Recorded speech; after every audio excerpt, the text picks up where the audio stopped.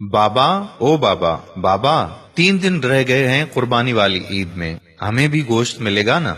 बाबा कहने लगा, हाँ हाँ, क्यों नहीं, बिल्कुल मिलेगा। बच्ची कहने लगी, बाबा लेकिन पिछली ईद पर तो किसी ने भी हमें गोश्त नहीं दिया था, अब तो पूरा साल हो गया है गोश्त देखे हुए भी। बाबा ने कहा, नहीं शाजिया, अल्लाह ने हमें भूखा तो नहीं रखा ना। मेरी प्यारी बेटी, हर हाल में अल्लाह का शुक्र अदा करना चाहिए। डॉक्टर साहब कुर्बानी के लिए बड़ा जानवर लेकर आए हैं और मास्टर जी भी तो बकरा लेकर आए हैं ना। हम गरीबों के लिए ही तो कुर्बानी का गोश्त होता है, अमीर लोग तो सारा साल गोश्त ही खाते हैं। खैर, आज ईद कुर्बान पर मौलवी साहब बयान फरमा रहे हैं कि कुर्बानी में गरीब मिस्कीन लोगों को नहीं भूलना चाहिए, उनके बहुत हुकूक होते हैं। शाजिया का बाप भी नमाज अदा करके घर पहुंच गया। घंटा भर इंतजार करने के बाद शाजिया बोली कि बाबा अभी तक गोश्त नहीं आया। बड़ी बहन राफिया बोली, चुप हो जाओ शाजी, बाबा को तंग क्यों कर रही हो? वो चुपचाप दोनों की बातें सुनता रहा और नजरअंदाज करता रहा।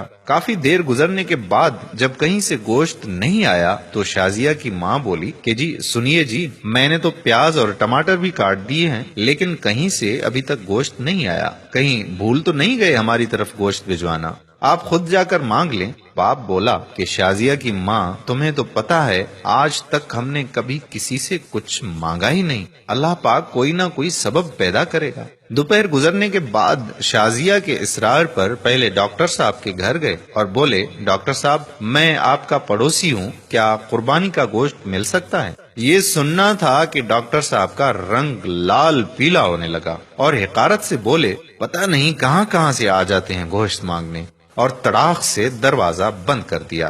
तौहीन के एहसास से उसकी आंखों में आंसू आ गए और बोझल कदमों से चल पड़ा। रास्ते में मास्टर जी के घर की तरफ कदम उठे और वहाँ भी वही दस्ते सवाल। मास्टर जी ने गोश्त का सुनकर अजीब सी नजरों से देखा और चले गए।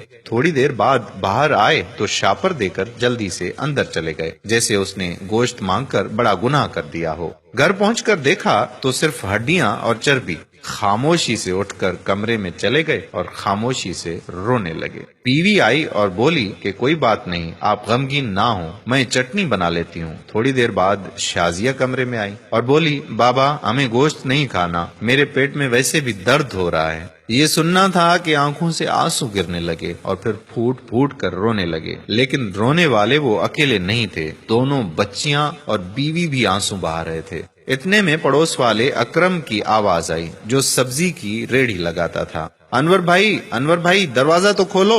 दरवाजा खोला तो अकरम ने 3-4 किलो गोश्त का शापर पकड़ा दिया और बोला कि गांव से छोटा भाई लाया है, इतना हम अकेले नहीं खा सकते, ये तुम भी खा लेना। खुशी और तशक्कुर के एहसास से आंखों में आंसू आ गए और अकरम के लिए दिल से दुआ निकलने लगी। गोश्त खाकर अभी फारिग हुए ही थे कि बहुत जोर का तूफान आया, बारिश शुरू हो गई, उसके साथ ही बिजली भी चली गई। दूसरे दिन भी बिजली नहीं आई। पता किया तो मालूम हुआ कि ट्रांसफार्मर जल गया है। तीसरे दिन शाजिया को लेकर वो बाहर कहीं जा रहे थे तो देखा कि मास्टर जी और डॉक्टर साहब बहुत सा गोश्त बाहर फेंक रहे थे, जो बिजली ना होने की वजह से खराब हो चुका था और उस पर कुत्ते झुपट रहे थे। शाजिया बोली कि बाबा क्या कुत्तों के लिए कुर्बानी थी? वो शाजिया का चेहरा देखते रहे और मास्टर जी और डॉक्टर साहब ने ये सुनकर गर्दन झुका ली। खुदारा एहसास करें गरीब और मिस्कीन लोगों का। ये सिर्फ वीडियो ही नहीं, अपने आसपास खुददार मसाकीन की जरूरतों से हमा वक्त आगाह रहने की आपसे दरख्वास्त भी है।